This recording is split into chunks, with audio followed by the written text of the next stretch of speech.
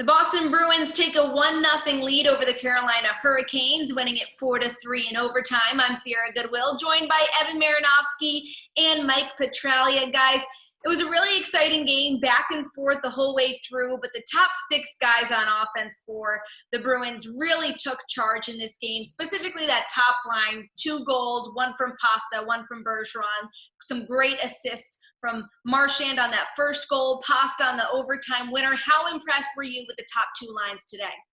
Well, I think it was really critical for the top lines to show up. We knew going into this game, before Bergie's double overtime game winner, that 2 things needed to happen. They needed to get real time scoring production from their top line, and their power play needed to get on track.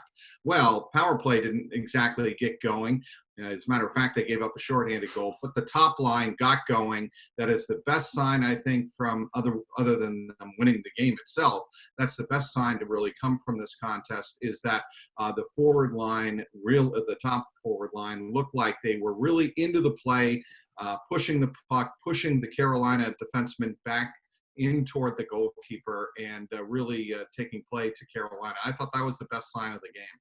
I think another great sign with that top line was that they didn't get outplayed by the Sebastian Aho line with the Hurricanes. I mean, that was sort of the big matchup going into this series. You know, how is Patrice Bergeron, Brad Marchand, and David Pastrnak going to do against another younger Big Three type line with Sebastian Aho, Teuvo Teravainen, and Andrei Svechnikov? And they won that matchup today. I mean, completely. And that was something I think that we were all kind of nervous about going into this series. I mean, we saw it in the round robin. We saw it in the Cup last year. You know, that Bergeron line is effective when they're not against them. Now, the first goal that the Bergeron line scored was against the Jordan Staal line. They were out there for 4 seconds against them in the first period, and those 4 seconds were the goal that they scored. So Cassidy did a good job of finding the mismatches for them, but the Bergeron line really did shut down that Aho line, which was key to them winning game 1.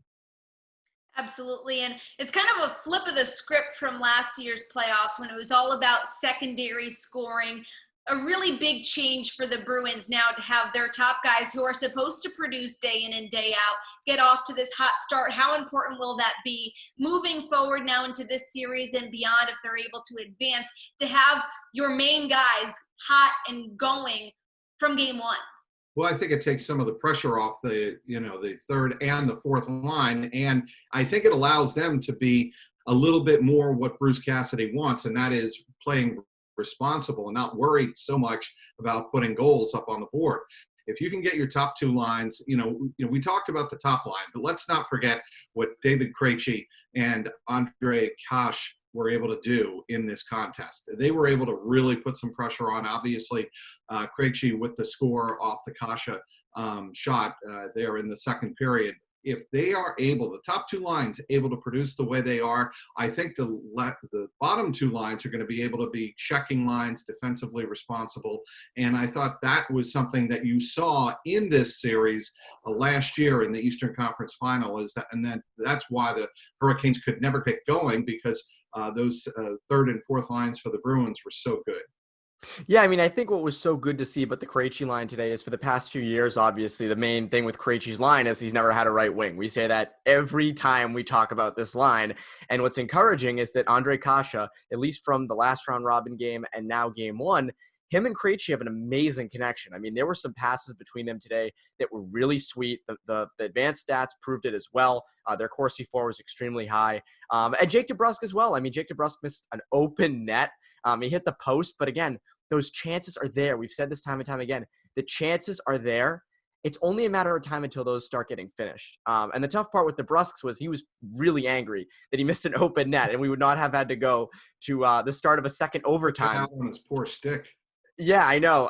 The stick got crushed, but that line looked really, really good. And that's encouraging because there's so many times I feel like we look at that second line and it's dormant and we go, well, where are they? And I feel like Kase just absolutely completes that line. And that was really good to see this afternoon.